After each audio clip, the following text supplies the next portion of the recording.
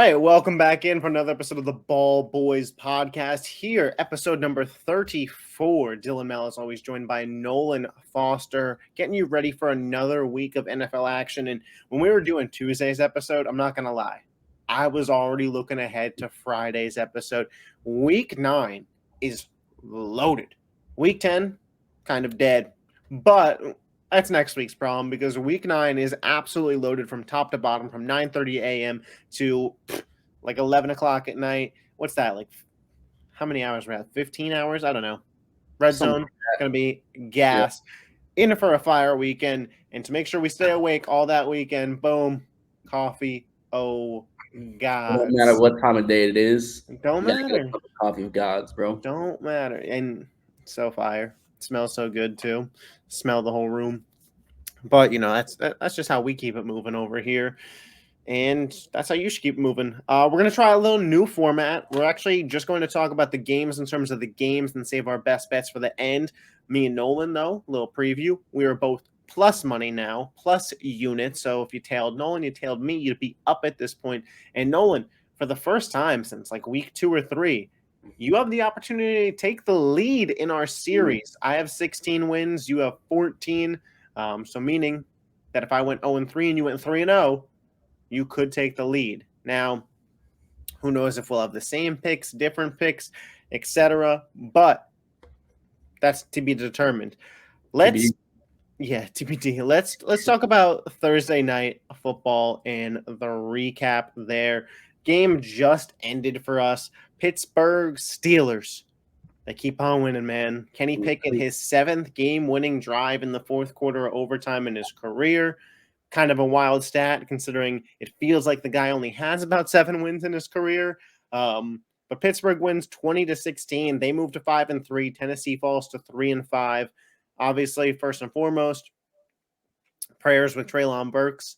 To me, and not a doctor, it looked like he kind of just got knocked out. And they just didn't want him to move in case there was any damage and want to go get him checked out. But he wiggled his toes, the thumbs up at the end. So things were looking positive. Obviously, you guys will probably know more once you see this, but prayers up there. This game was kind of about what we thought it would be. Deontay Johnson breaks his touchdown curse. Hadn't caught a touchdown since Ben Roethlisberger was the quarterback. 660-something days, bro. Yeah, so good for Deontay, 7 for 90 in a tubby. If you played him in your fantasy lineups, you were happy. If you played George Pickens, sucks to be you. What did he finish with? Is it two catches for -1 yard? Wow. So if you played him in a standard league, you would have been better off playing nothing. Somebody tweet about this after the game. They're like, I don't know how much longer Pickens lasts in Pittsburgh. At least this year. Yeah, but he's probably just one of those guys. He probably wants the ball, and if he doesn't start doing it, then he's gonna start his AB route. And yeah, here's what I said to my buddies the other day: every wide receiver in the NFL got a little bit of diva in them, and every cornerback got a little bit of scumbag in them. You need it to play those positions. You have to have the ego to play wide receiver, and you have to have that kind of a grit scumminess to you to play corner. That's why the OBJ versus Josh Norman matchups were so great, because both guys were like the peak of that at that time. But for the game, TJ Watt, guy looked like an absolute menace, clearly the best player on the football field. Matt Canada comes down to the field. The offense certainly looked a little bit better, right? The opening drive, which usually is mapped out by the OC, couldn't have gone any better for Pittsburgh. Obviously, once the game was in Kenny Pickett's hands a little bit, things started to look a little shaky. But I do think Matt Canada saved his job by coming down. There was certainly speculation that if they lost this game, he could be getting the boot. So, listen, Pittsburgh went out there, did their thing. Jalen Warren, Najee Harris, they played well. Deontay, he's been good. Highsmith, you guys were talking about him in the High Point huddle. I was up in there hearing that. I don't know who it was. The guy was the Pittsburgh Steelers guy, but he pointed him out. I think Luke even said something about him. So big night for him. And for the Titans, man, the story was going into it, what was Will Levis going to be? What would you grade his performance tonight? Yeah, I mean, I probably would give it like a solid 7.5. I think Yeah. he definitely had a lot of awesome throws.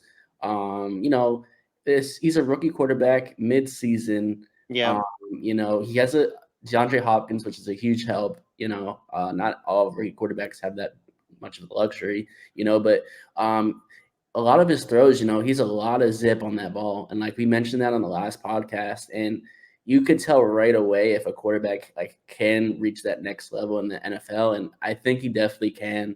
He was showing real great throwing abilities tonight, and I think if you're a Tennessee Titans fan, you're pretty ecstatic, even though that you lost. But I mean, it's been a while since you guys have had a decent quarterback, and Levis might be that guy. Yeah, for sure. Listen, short week on the road, Pittsburgh, man. really tough defense in Pittsburgh. Watt, Highsmith. I thought he was fine. Listen, did he go out there and throw 4 touchdowns again? No, but that's not the pace you're going to have with a rookie quarterback every week.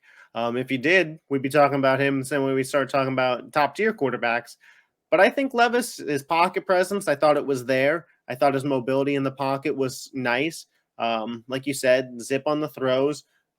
Definitely, I think he plays fearless, but not reckless. I think there's a huge difference there. Yeah, Josh Allen early in his career played reckless. I think Will Levis plays fearless, and I think in the NFL, as a rookie, that's a rare quality.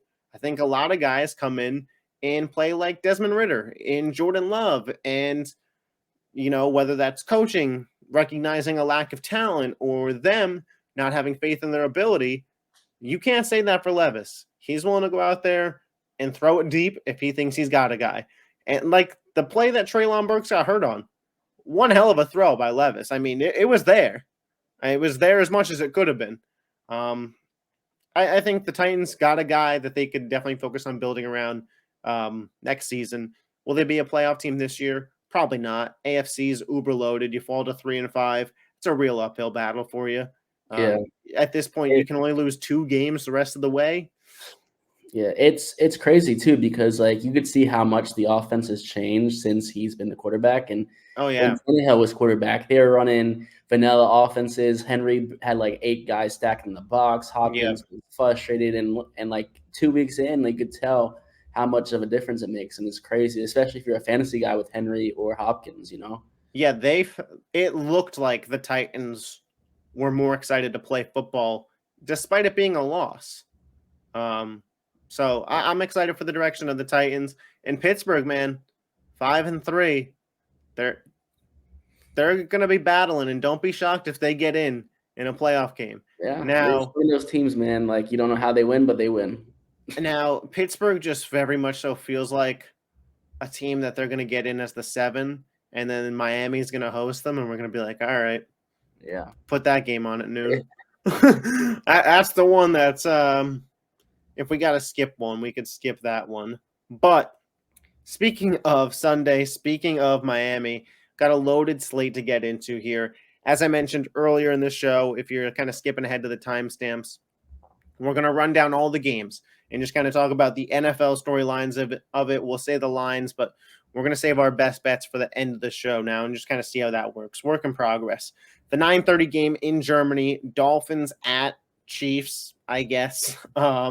Both teams 6-2. Whoever wins this game likely leaves as the 1 seed in the AFC. I know the Ravens are 6-2, and I don't really know how the math works on it right now, but they feel like the top dog in the AFC, whoever leaves this game with the win. Tyreek Hill, potential revenge game on the Chiefs. I believe it's his first time facing his former team. Patty Mahomes, Travis Kelce, and the Chiefs coming off of that loss to the Broncos. Some kind of notes on the game. 1.5-point favorites are the Kansas City Chiefs. They opened at 2.5, 3, so people have been betting on Miami. And Miami got to Germany on Tuesday. The Chiefs got to Germany today. We've talked about this thus far. Usually the team with the rest advantage seems to do well. Now, the Jacksonville case was obviously an extremity to that because they had been there for a full week, and Baltimore got there on Monday, and then Tennessee got there on Friday. So This is the closest we've seen two teams travel. In this game, clear cut and away, the things that I'm watching for is, can Kansas City keep up with Miami's offense? Because that's a real question mark for them. What's the wide receiver rotation look like? A lot of Chiefs fans are calling for Rashee Rice to be just the one, not getting enough snaps, take Sky Moore out of the game. And what will Tua do when he's faced with pressure? Those are the two things I'm looking for most. What is kind of your biggest key or keys to the game?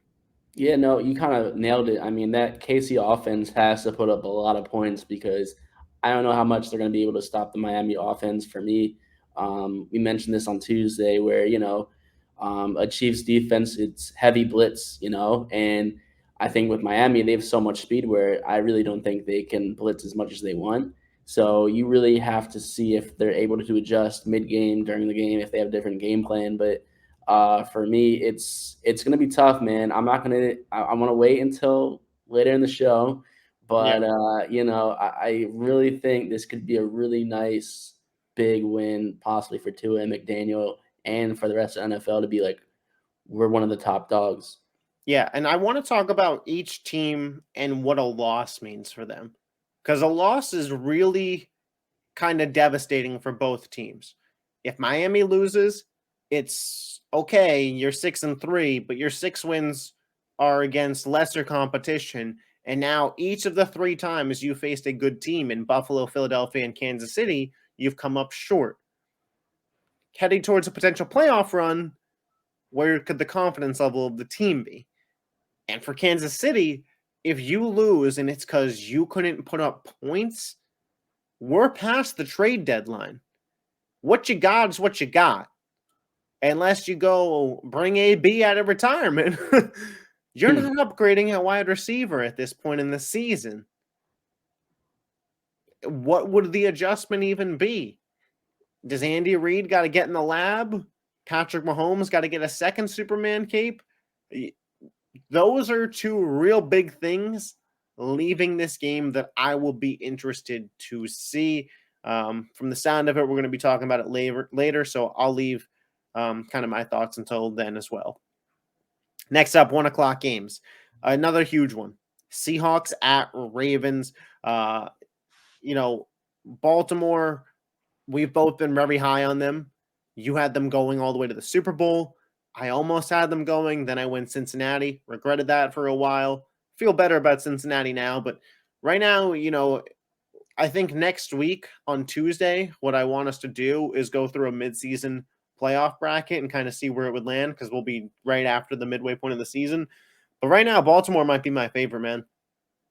And we'll see how they go this week. But Lamar's been playing at an MVP caliber level.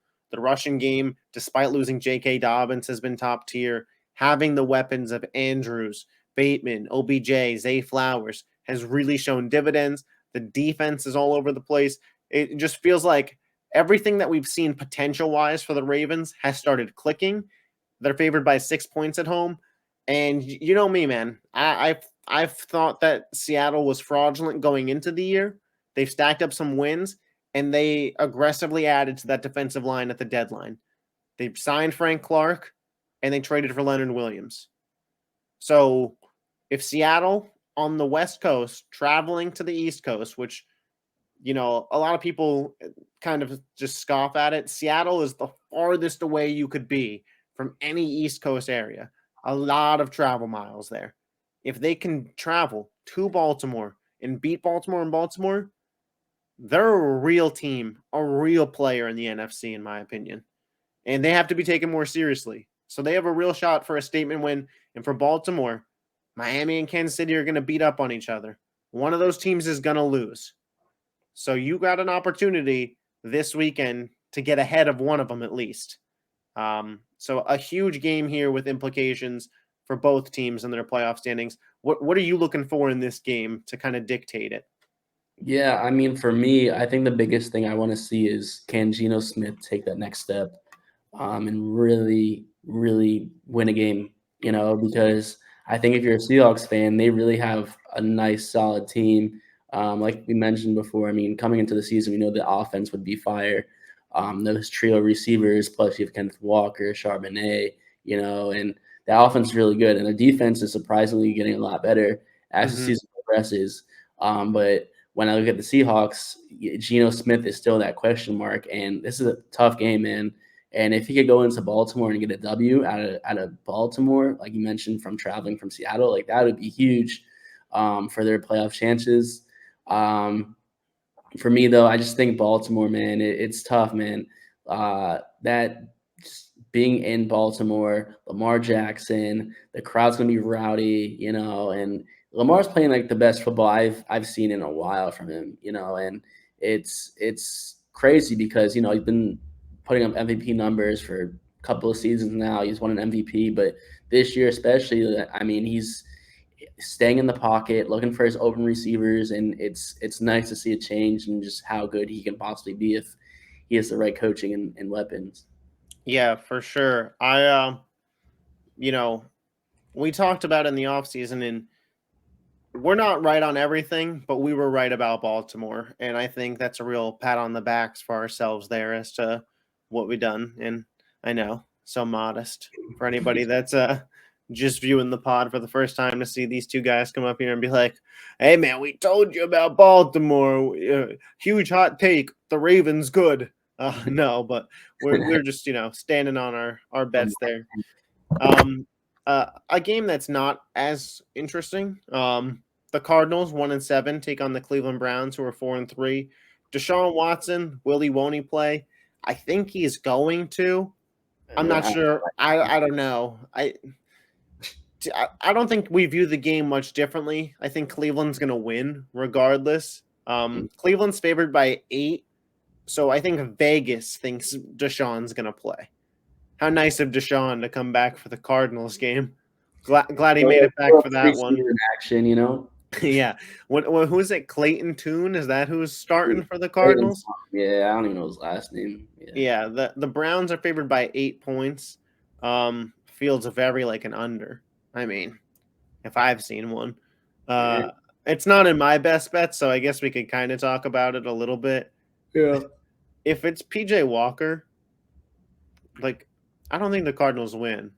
But, like, how many points are the Browns really scoring? That 8 is the spread. I'm taking Cleveland points anything, bro. Yeah. I think You don't think the Cardinals put up a single point?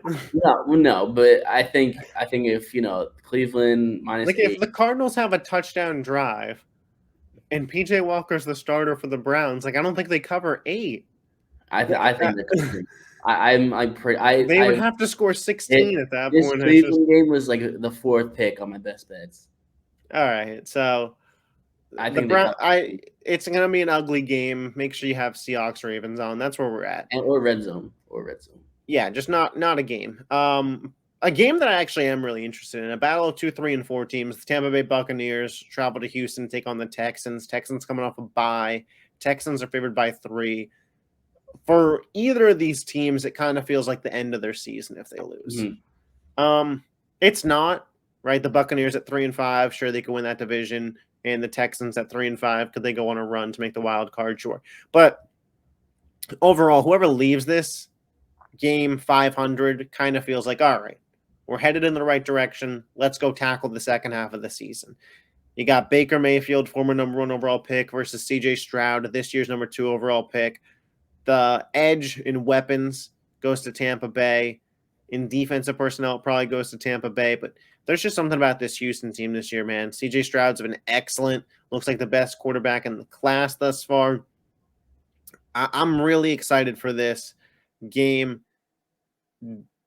Whoever wins, whichever team it wins, do you think they'll make the playoffs? Well, I think the Texans are going to win this game, so I don't think they'll make the playoffs. But I mean, you never know. But if you're the Bucks and you win, I mean, the NFC South. I think the Texans getting a win here. It's not must win. I'm not like saying that, but I think for the direction of the franchise, coming off of your first bye week as a head coach, DeMeco Ryans, against a subpar team that you've had additional time to scheme for. They lost to the Panthers. I thought the Texans just had their bye last week, no? I think they lost to the Panthers. I could be making that up, but 10-20. Oh, no, you're right. Yeah, I mean, yeah, you just lost to the Panthers. It's even more of a case. So you got to bounce back after losing to the Panthers. You have to. So my point was right, but for the wrong reasons. It even makes your point more valid. Yeah, give us a break, guys. It's a little late at night, and we're talking Buccaneers Texans for you. Just be happy we touched on the game. But yeah, it feels very must win for the Texans. If the Buccaneers lose this game, they'll have now lost 4 straight. Does Baker Mayfield get benched? Who's the backup? The backup, what's his name? Kyle Trask, yeah. Probably. But they drafted Trask, and he's never started. And before you go into a quarterback draft class, you probably want to see what you got in this guy this year if you're not winning games. At a certain point, Baker's going to hit the bench. Do you really want that rookie Trask coming in the following week if you lose again? So they play the Titans after this week. So let's say they lose to the Texans. You could either have Trask debut at home versus the Titans, or have him debut the following week on the road at San Francisco.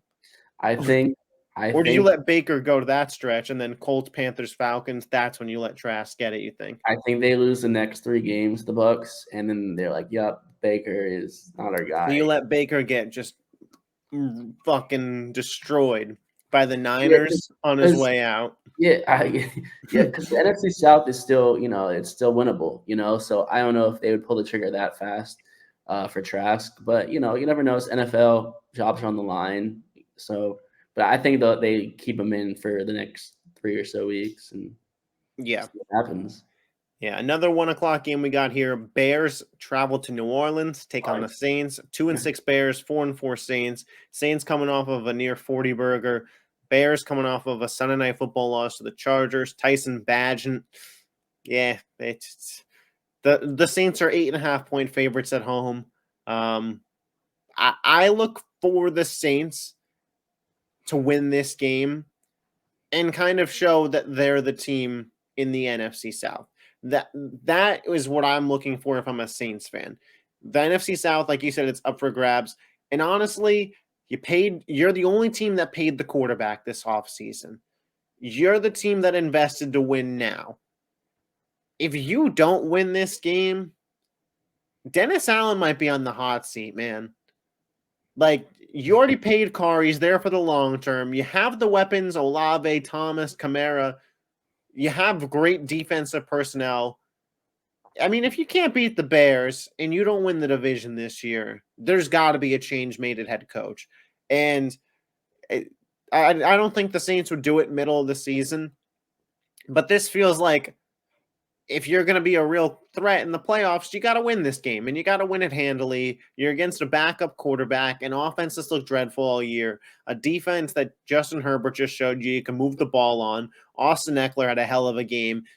Clearly, the throwing to the running back worked.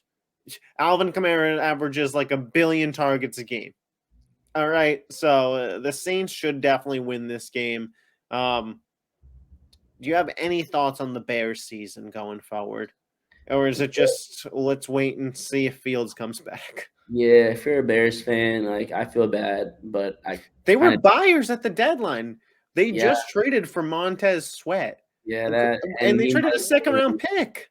And he probably is not even going to re-sign with them, so they just lost that for no reason, which is Ryan Poles. I don't know what's worse than the trade last year for Claypool or Montez Sweat. If Sweat leaves for nothing, I guess that one's worse because at least you got a 7th back for Claypool. At least Claypool, you gave it a run and try and just wasn't good. Sweat is the Bears have been boosting up their defense. I don't know what's going on in Chicago. I do think this is the week that Chris Olave finally is him. I think not. When it is. touchdown. This is the week. This week he finally took accountability. He knows he hasn't been performing the way he should be. And that's the key to anything in life, man. Accountability. He took it. And I think that this is the week against a bad Chicago secondary. Yeah. So, Nolan believes in you, Chris. I do. So if he hits, he hurt. He watched our podcast. Yeah, for sure. Then we got a battle of 4-4 teams, Vikings, Falcons. Josh Dobbs will not be playing in this game. The Vikings are going to be rolling out their rookie. I don't even know this guy's name off the top of my head. Who are they rolling out at quarterback? Do you? I wish I knew, man. I don't know why I can't see the Vikings roster right now. Let me pull this up real quick. Let's talk about Taylor Heineke is now in at quarterback. Yes. Jared Hall, that's the quarterback. He is a 25-year-old rookie, by the way. Nice. So not exactly a guy that doesn't have experience. So Jared Hall versus Taylor Heineke. I mean, love that. What a game. What a game indeed. For the Falcons, I think Heineke was the right move. I'd been on I think Desmond Ridder is the worst quarterback in the NFL train for quite some time. I received some hate for it. Oh, well, is what it is. Life moves on. But for Bijan, for Pitts, for London, this was the move. Heineke, we've seen him sling it. We've seen him go on a playoff run before. And for the Vikings, this upcoming stretch of games, they play the Falcons this week and then the Saints next week. They're 4-4, and those are the teams that are rattling around for the last spot in the wild card. While the Vikings end of season matters, sure, these games against these two teams the next 2 weeks really matter for Minnesota and their playoff shots. I like the Dobbs pickup. I do, especially as somebody who plays fantasy. I think it's great that the Vikings are going to have a quarterback that can supply some type of production for their players. But in terms of real football, I don't get it, man. I just don't get the move. I don't get trading away the draft capital for a guy who's not a needle mover, for a guy who you're not planning to go into next season with, and for a guy who, worst case or best case scenario, leads you to a 7 seed and you get thralled by Detroit or San Francisco in the opening weekend of the playoffs. I don't know, man. I don't get it.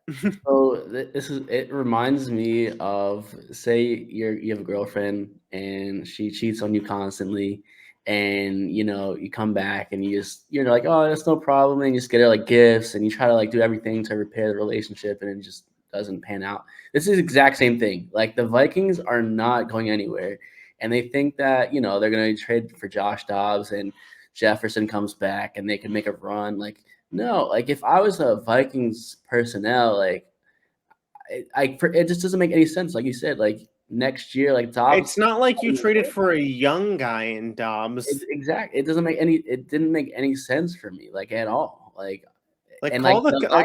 the Cowboys about Trey Lance and pay more than they did. That way they feel like they're getting something. Yeah. But then see what you got in a young guy. Or, like, it doesn't necessarily have to be Lance. There's other young quarterbacks out there, but just Dobbs, like, and this is no discredit to Dobbs. He had a great year for the Cardinals. But unless he's Geno Smith and the Vikings move off of Kirk Cousins, I just don't get it.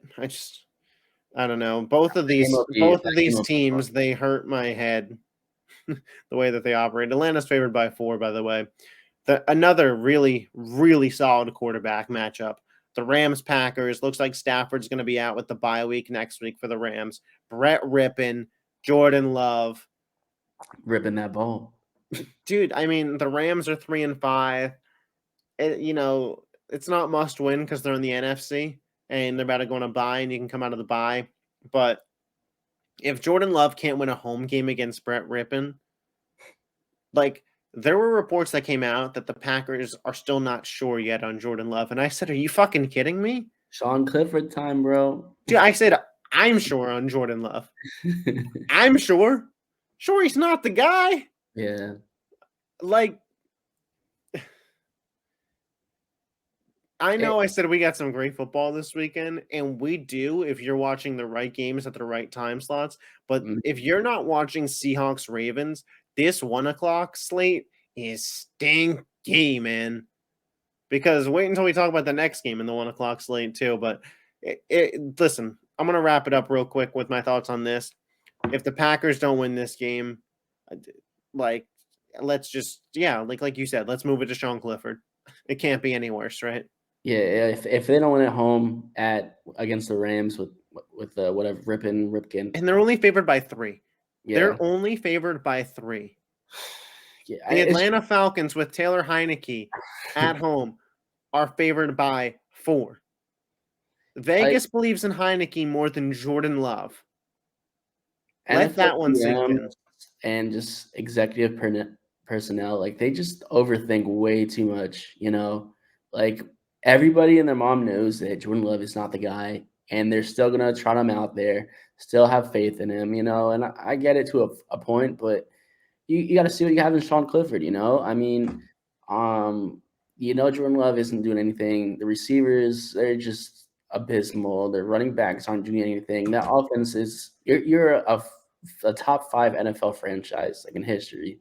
Yeah. And for you guys to just trot out this disgusting offense is just gross to watch, man. I was a Christian Watson owner, and thankfully I got rid of him, you know, and because it was terrible watching Jordan Love trying to toss balls to him. So yeah, I still got Aaron Jones on my team, and yeah, I pray for you. The next game, Commanders at Patriots. Sam Howell versus Mac McCorkle Jones. Hey, real quick, Sam Howell is actually, I believe, the 9th best fantasy quarterback so far this season. Yeah, he's played the Eagles twice. That's why. I don't know what it is versus the Eagles, but Howell goes off. The Patriots are favored by 3. The Commanders were sellers at the deadline. I kind of wonder what that does internally to like a locker room. Like the fact that your ownership was like, let's sell. And you're 3-5 in an NFC where like you could still like vie for a playoff spot. And like the Commanders certainly could. Like of the teams that are like battling for that 6-7 spot, like they're one of the more talented groups before the trade deadline. But then you trade your 2 best pass rushers and you're kind of like, I'm not sure how that sits in. And then the Patriots 2-6. I mean, their ass. It's just, this game, I feel like it actually could be a fun one, to be honest, with the players in it and the pieces. I feel like it'll be close to the end. If it was any coach besides Belichick, we'd be saying, are they on the hot seat? I think the is Belichick on the hot seat thing is worn out. I don't think there's a shot in hell he gets fired midway through the season. I think like he has 100% earned the ability to like be fired, but be able to say we mutually split ways in the offseason. So he's going nowhere. I don't think the Commanders fire Ron Rivera mid-season. I think they're waiting until after the season to kind of clear house. Josh Harris, owner of the Sixers, came up in there, and he is starting the process over. He's going to fire the head coach. He is going to get rid of anybody that he didn't have a say in drafting, and they are tearing it down in Washington and starting over, which might not be a bad thing. But do you think Washington has a quarterback of the future in Sam Howell? Because I know he's looked really good versus Philly, but as a whole on the season, do you think they're going to leave this year in Sam Howell as the starting quarterback next season? So I think it depends on what pick they get in the draft. I think that's the biggest question mark. For me, Sam Howell, he's a good quarterback. I honestly think he is. He's a lot of grit, a lot of heart, the way he plays. Like he's not scared to get mobility hit. Too. Yeah, and he could throw some nice balls, you know. But for me, I don't think he's a long-term guy. You know, fantasy-wise, he's awesome. Offensively, he could throw the rock, but I don't think, you know, size-wise, mobility is there. But it just, you know, I just don't think you can pay him like $200 million. You know, I just don't see that in him. But I will say he's probably one of the best quarterbacks they've had in a decent amount of time. So, yeah. The one Definitely thing, like the way that they're running, and also you gotta give credit to Bieniemy too because he knows yeah, I think he will be. I think he could potentially get a head coaching job this offseason. maybe Washington. Yeah, maybe they just promote him. Smart. I feel like this isn't a hot take, but I feel like I get kind of criticized for it. If you are able to tell that your quarterback doesn't have the potential to be a top 10 guy, it's time to move on. Because those are the guys that win Super Bowls. And some franchises, maybe like the Jets, at this point would just be happy getting into the playoffs this year. But for me, and maybe it's like I'm a privileged Eagles fan, I don't know. But if I feel like our team can't win a Super Bowl with you at quarterback, what are we doing? Do you know what I mean? You used your dating analogy earlier. I'll use another one. If I'm dating a girl, but there's a clear expiration date, what am I doing? Wasting my time in this relationship. So that's how I'd feel about Sam Howell if I didn't think he was the guy. Now I think he should get another year, especially if Bieniemy is going to be the head coach, right? He has looked really good under Bieniemy, and he has shown flashes of a potential top 10 guy. The way that Sam Howell plays against the Eagles, obviously you can't extrapolate that and have that every game. But those flashes that you've seen, why can't he be up there in the conversation with Dak and Tua and Goff and all of those guys? We talk about them like they could make the Super Bowl. So I think Hal, especially with the mobility, man, I think being able to run the ball the way he does. Colts, Panthers. Yeah. Could Bryce Young go back to back on wins? Frank Wright revenge game against the Colts. Minshew mania. I think this game has the potential to be a high scoring one. Neither defense has been impressive this year. I think there's actually some fantasy value in the game. Jonathan Taylor, Zach Moss, Michael Pittman, I like them. Adam Thielen's been on a roll. So that's what I'll say there. I don't know if you have any comments about the game. I'm just interested to see what Bryce Young can do against a secondary that's been really, really bad. Yeah, no, pretty short and sweet. I mean, I'm excited to see Bryce play, and I think I'm excited really to see how Mingo plays this week. I think last week he took a big step against Houston, and rookie receivers, especially with a rookie quarterback, it takes time to get chemistry, all that get going, especially with Thielen getting a lot of majority of the ball, in the offense so far. So if Mingo can get going and hopefully he can. I think Bryce, he's starting to really take that turn. There was a lot of, controversy. Oh, is Bryce a bust already? But you got to give him time, bro. Wasn't even halfway through the season. And he was hurt one week, So last week was his first good week. Want to see him ball again this week. And I think it should be actually a good game offensively and maybe defensively, some stops here and there. So, yeah, for sure. A game that I'm actually really excited to see: Giants at Raiders. The Giants are 2-6. Daniel Jones. I think Daniel Jones is going to be coming back, and that's cool for the Giants. But the Raiders are the story. New head coach in, new quarterback Aiden O'Connell, Devontae Adams seems very happy. Devontae Adams might have 20 fucking targets in this game. Mm-hmm. I'm not exaggerating. That's over. Yeah. Josh Jacobs, I think he's very happy with the change. He was asked like a couple weeks ago, what's wrong with the offense? And he's like, it's not my job to figure that out. I was like, damn, dude. Didn't you just get extended? Jimmy Garoppolo bench. It feels very the Raiders are going to win this game. People are going to be like, oh, they got something. And then they're going to get cooked the following week. Who do they play in week 10?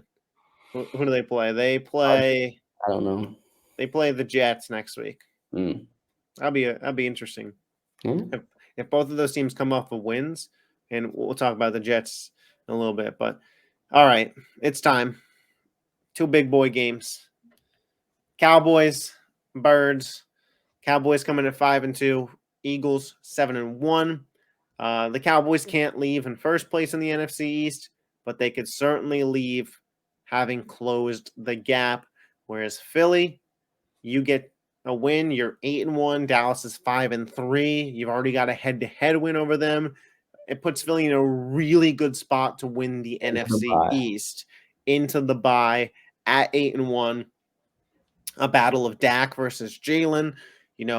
Everybody knows the narrative is on Dak. Narratives on Jalen are starting that he's a lot of turnovers. Dallas's defense forces a lot of turnovers. That's a story going to this game, and we got to admit that. If the Eagles make mistakes early, Dallas is great with a lead. We know that. For the running game, can Dallas get it going? Tony Pollard hasn't scored in how many games? I don't know. The Eagles have a top-tier run defense. I think it's going to be very interesting to see because if Dallas can't establish the run, the game does then fall into Dak Prescott's hands. Jalen Carter going to be back this week for Philadelphia. Kevin Byard another week in the system. The defense should be at full strength. Jordan Davis, he was limited, but the Eagles D-line, we know what they are. Hassan Reddick's now at 7.5 sacks on the season. He's been balling out lately. For the Cowboys defense, Micah Parsons, a lot of talk. Can he back it up? The Eagles seemingly both times last year just ran right at him, and he had no answer for Lane Johnson in that Eagles offensive line. The Eagles have a top-tier offensive line, probably the best in football, so it's not to discredit them, but obviously Micah is one of those guys. CeeDee Lamb, Brandon Cooks, what do those guys do? They said they're excited for this matchup, and I saw reports coming out today that apparently the Cowboys wide receiver room is looking forward to this game. They think it's easy lickings. I don't know if you want to give a team like Philadelphia bulletin board material, but that's a strategy. Give Slay, Bradbury, and Byard some bulletin board material. The Eagles, A.J. Brown, he just broke the record for most straight 125-yard receiving games. What's he going to do? Probably Stephon Gilmore on him for a lot of the game. Devonta Smith, he just got back to 100 yards. There are so many storylines going into this game, man. If you had to pick the biggest one that's going to leave the biggest impact on this game, who do you think we're talking about Monday morning? I think the guy is DeAndre Swift. I think he has a huge game, kind of similar to the Minnesota Vikings game. They keep the ground and pound going, keep the ground on the ball, less turnovers. And I think, too, because, I think he's going to have a big game. I think because of Dak turning over the ball, bro, I think it's going to happen at least twice, 2 picks. And I think because of that, man, I mean, Swift's going to get a lot of carries. And last week, Gainwell had that fumble in the red zone. And I think going to this week, I think they're going to really, really rely on Swift a lot more than they usually do. And I think Swift's the guy this week. Dallas got it to a fault. But I think, like you said, Gilmore is going to be on A.J. Brown, so he'll get his, but not as crazy as usually goes. Devonta Smith could get some, but I just think it's a run type of game, and I think Swift really balls out for us. Yeah, I would be shocked if Monday morning the main person we weren't talking about is Dak Prescott, for good or for bad. It's for good or for bad, right? Either because I don't think Dallas can establish the run. I don't think Tony, as a fantasy guy, Tony Pollard's a 1. As a real life running back, he misses Zeke, man. He misses having a counterpart to run with. The Dallas offense misses Kellen Moore. They miss Zeke to establish the run alongside Pollard. I'm Pollard was shocked. a great burst back. I thought Pollard would be really good this year. Honestly, and I don't know if it's Kellen Moore or Zeke. We don't know really who it's more of. But something's not right when it comes to them running the football. That's the truth of it. And you're facing probably the number 1 run defense in football. Maybe it's not statistically, but we watch them every weekend. They dominate. The story of this game is either going to be Dak Prescott went into Philly and slang the rock and won on the road, throwing 3 or 4 touchdowns and really established the Cowboys as Super Bowl contenders. Or the story is going to be the game was in Dak Prescott's hands and he couldn't get it done. One of those 2 options. Unless Jalen goes out there and has a 4 or 5 touchdown day, Dak Prescott will be the number 1 guy that we're talking about after this game. And it's simple as that. It is simple as that. And then the Sunday night game. The Bills 5-3, travel to Cincinnati to take on the Bengals, 4-3.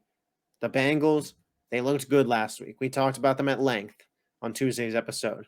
They look like they're 100% healthy. Joe Burrow looks 100% healthy. Looks like he's back. The Bills, they've kind of been feeling like the wheels are ready to fall off over the last couple weeks. And even though they've won some games in that stretch, they beat Tampa Bay, but it was kind of close, kind of not. Thursday Night Football, Josh Allen looked good. Lost to the Patriots. Barely beat the Giants on a call that maybe shouldn't have been. And he lost to the Dolphins. The last month's been ups and downs for them. Now you face a real team on the road, a team who came into your building in the playoffs and owned you. What do you do? Because if you lose this game in your Buffalo, the thoughts have to creep in of shit. Like we're not good enough. And again, like we said for Kansas City earlier, you're past the deadline. What you got's what you got. And if you're Cincinnati and you lose, shit, we're 4-4, and the Ravens have at least a 2.5 game advantage on us. We're not even in the playoffs at this point. The AFC's loaded, and we still have a tough schedule to go. But if you win for either team, if you're Buffalo and Miami loses, you are the 1 seed in the AFC East. You have reclaimed it. The AFC East is currently yours. It currently goes through Buffalo. Josh Allen probably silences the doubters, has a good game. Stephon Diggs, maybe Gabe Davis, Kincaid, one of those guys steps up and shows that they're a consistent second weapon. And if the Bengals win, all right, 5-3, back on track. Maybe a game back, maybe a half a game back on the Ravens. Hey, the division's still in play. Hey, Miami or Kansas City just lost. Jacksonville is on a bye. Hey, we're only a game behind Jacksonville too when we play them this year. The 1 seed's still alive. We got our guy back, the guy we just paid, Burrow, Chase, Higgins, everything we thought coming into the year. It's all back. That's what's on the line for these teams. So I'm going to pose the same question to you. Monday morning, after this game, who are we talking about? I think we're talking about Josh Allen, but for the wrong reasons. I think this is the biggest must win of any team so far this season for the Buffalo Bills. They have to win this game. I understand that Cincinnati, their record could say Cincinnati otherwise. 2-point favorites, by the way. Their record could say otherwise. They're 4 and whatever if they lose this game. But if you're Buffalo and you lose this game, that schedule, like we mentioned, especially after losing to a high-powered AFC team, that would send ripples across the whole locker room. And I think if they lose this game, it's done. If you're Buffalo, it's done because they've been getting very against the Giants, the Bucks. Those 2 games were super, super lucky for them to come out of and become victorious out of those. And I think for me, if the Bills lose this game and the Bengals win, it's huge for the Bengals, man. Like they back-to-back weeks, Bengals, Bills, they're looking momentum, and then the Bengals can feel like they've got the best teams in the AFC's number. They've beaten Buffalo, beaten KC. And if I'm an AFC team, I'm like, shit, man, like the Bengals just ripped 2 solid ass wins and they might be back like they usually are, Yeah. So I think like I mentioned on the High Point space earlier, I was like, this is the most anticipated game I think this weekend for me is because, the Dolphins Chiefs, there's offensively, there's a lot of points, a lot of, storylines, Tyreek Hill, Chiefs, all that, and Eagles Cowboys, it's always Eagles Cowboys, that's how it usually is, but Bengals, Bills, there's a lot on the line. Yeah, well, 2 young quarterbacks, like this is a lot of stuff that could really hit the fan if something happens. Yeah, and I think your logic makes sense, right? And I'll take it a step further. Whoever loses this game could miss the playoffs. Mm-hmm. Miami and Kansas City both feel like they're going to be there. In a weak NFC, Dallas and Philly both feel like they're going to be there. The AFC's loaded. Pittsburgh just moved to 5-3 tonight. Whoever loses this game is now behind Pittsburgh or is still behind them in the case of Cincinnati. Cleveland, they're probably going to be 5-3 if, when they beat the Cardinals. You still got Baltimore. You still got Jacksonville. There's teams all around. And another team that we're about to get to, two other AFC teams. Monday Night Football, 3-4 Chargers take on the 4-3 Jets. Chargers on the road, prime time, favored by 3.5. Both of these teams, this game matters. I don't want to say the Chargers season's done if they lose, but 3-5. We just talked about being 500 being an uphill battle for Buffalo and Cincinnati. Chargers going to Charger. And then for the Jets, you're coming off a bye. Aaron Rodgers was throwing. The speculation he'll be back for a playoff game. You're 4-3. You could get to 5-3. And, let's talk about a shakeup here. Chiefs win. Dolphins are 6-3. Bengals win. Bills are 5-4. Jets win. They're 5-3 in second place and only half a game back of Miami. Or, things can go real south for them. Miami wins. They move to 7-2, Buffalo 6-3, and you're at 500, and it's like shit. So this NFL weekend has so much implication, man. I'm real excited to see what Justin Herbert and that Chargers offense can do. That looks a lot better against perhaps the best defense in the NFL and the Jets. I mean, that's the matchup, right? Zach Wilson versus the Chargers defense is fine, but those are the snaps you want to see. Yeah, I mean, for me, I'm gonna watch Herbert like a hawk, bro. This is the game. We've seen ourselves, bro. That Jets defense is no joke. They've made Mahomes, Allen, and Hurts look pretty mid. And if Herbert could, play well, that would say a lot to the league. And I mean, it's gonna be tough, man. Is it in New York or in? It's in New York.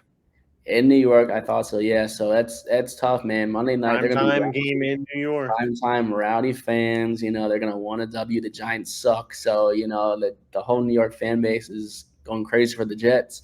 So it's gonna be a good game, I think. Honestly, a lot of hype. Yeah, I agree. So we went through the previews. Nolan, hit us with your 3 best bets. Looking to go back to back of 3-0. You're 14 and I believe 10 on the season, something like that. 14 wins. Yeah. I know that. Yeah, so this week scares me, bro. I'm very scared to make 3 bets, but we got to do it. So here we go. So first one, I said this before, Dolphins plus 1.5. I can't believe that I'm taking the Dolphins over the Chiefs. It feels very dirty, but I'm going to do it anyways. Like we said before, I think their offense is going to be too much for this Chiefs team, especially their defense. And for me, also, too, like you mentioned, this Dolphins team got there on Tuesday. This Chiefs team is just getting there now. Like, that's a huge – and it's Germany, bro. It's not England. That's another 2 hours, 3 hours. I don't know exact location, but that's that's more jet lag that you have to deal with. Plus, they just lost to Denver at Denver. Mahomes is still getting over being sick. There's a lot going – you got Taylor Swift. I don't know if she'll be there or not. That's a whole She's not going to be there. That's better for them. You know what I'm going to say to you, right? You know what I'm going to say to you. Under on Kelsey? No. You know what I'm going to say to you about great teams off of bad losses, Nolan. You're playing with fire. It's not in my best bets, but for the record, for the fans, I am on the Chiefs minus 1.5. I know, but I think it's international. I think this game, it's one of those things where you just go outside the box. Like, it just doesn't make sense. Tyreek Hill. Dolphins win. Yeah, like it just wanted. I don't know. So all right, that's that. Second game, it's coming. You might even have it too. Eagles -3. So this is why I got the shades on, bro. It's a money game. It's a huge game for us. The Eagles, I think they're going to win by at least 10 points. I think, second half, they kind of break the walls, kind of like similar to the Dolphins, honestly, besides that pick 6. But I think Dak Prescott, like you mentioned, he's going to be throwing the ball a lot more than he should be. 2 picks included.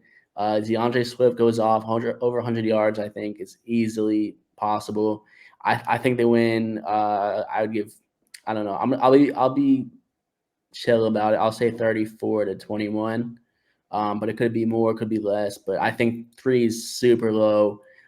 They're giving the Cowboys way too much credit, man. And I don't know, man. I'm not biased at all. I'm pretty real about like just the Eagles and just anything in general. But this team, it looks really ready to take the next step. And I think Dallas I think they have just so much hype and it's just going to shit the bed. I really think that. So that's my second bet. Third bet, we just talked about it. This is another one of those bets where I'm just like, I don't know why I'm taking it, but I'm taking it. The Chargers 3.5, -3.5. They're playing the Jets at New York. That defense scares the shit out of me, but I think the Chargers are just too good to really lose, man. But I could totally see us on Tuesday, like, yeah, you picked the Chargers and they lost to the Jets. Like, I could totally see that happening. So yeah, I don't really have too much to say about that. Yeah, I get it. You look at the rosters on paper and you're like, It's just this my team gut. has got to win. Their back's against the wall. I Yeah, hear you. like I have a feeling, so I'll take Chargers 3.5. All right. So those are Nolan's picks. I'm gonna get my boring one out of the way. I got Green Bay -3 over the Rams. I refuse to believe that in a cold, potential snowy game, Brett Rippon, who plays in LA in that nice SoFi stadium, is going in to Green Bay and winning. Feels like Jordan Love probably feels like his job's on the line. We saw Dak just slice up that Rams defense. It's not a good one. If they can't move the ball against this team through the air, if Jordan Love can't throw for yards against this team, who can he? Right? I mean, like he's still in the NFL, right? The Packers defense, they got bodies, man. Jair, Gary, they got pieces. I'm swallowing the points of the Packers and taking them to win at home, and just kind of as a pride thing for them. I'm also taking Philly -3. I I don't think Dallas is as bad as you, but I think Dallas had a monster game last week, and I think there's kind of a little bit of a letdown coming. And this Eagles team, man, they are just so mentally locked in right now. Brian Johnson had his best game ever last week as an OC. Should have had 50 points against the Commanders with Chase Young, with Montez Sweat. If it wasn't for 2 fumbles, one really odd brotherly shove fumble, and then the Gainwell one. That's 14 points off the board right there. And I think the Cowboys really miss Trayvon Diggs in matchups like this where you have to face Devonta Smith and A.J. Brown. As good as Gilmore is, he's a little older, and Bland's been huge for them, but he's not Trayvon Diggs. He's not all-pro caliber guy, and that's the truth of the matter. And like I said earlier, man, this Eagles defense is going to make the game in Dak Prescott's hand. And I think the game being in Philadelphia matters. I think Dak doesn't handle the pressure that well on the road. He doesn't handle the pressure that well in the playoffs, period. But on the road, we saw it last year against San Francisco. Really struggled, turns the ball over. I think versus Philly, Slay, Bradbury, Byard, they had locker room bulletin board material. I just think Philly's coming into this game knowing, like you said, they go 8-1 into that bye, coming out. You just got to do your job and you'll be the 1 seed probably. So I think Philly goes and gets this win, especially knowing that they've struggled going into Dallas in years past. It's going to be a real difficult time for them going into Dallas later in the season. And I think for the first time ever in our best bets, we have opposite best bets. I have the Jets +3.5, man. Even if the Chargers win, I really love getting the 3 with the Jets. I think this game very well could end 2017, and then the bet cashes. And Herbert, gets the late game field goal drive. But this Jets defense, man, they made it tough on Mahomes. They beat Allen and Hurts. Chargers gonna Charger, right? I mean, I know the Chargers normally wait until the end of the season to Charger, but I just think that this game is the Jets to win, man. And with that being said, I'll definitely take plus 3.5. So we're on polar opposite sides there. But you can't pass me because we both took Eagles -3. But you can definitely catch ground if the Chargers cover that spread. Be sure to let us know all your thoughts on the action for this weekend. We'll be back Tuesday to cover NFL for you, and we'll be up here tomorrow for you to talk NBA. We got a lot to talk about. The James Harden trade, in-season tournament. As always, all links are in the description. Yada, yada. You guys know the deal. If you're watching this long, it's been an hour. So I feel like you guys are loyal enough. We'll catch you guys next time. Peace. Go Birds.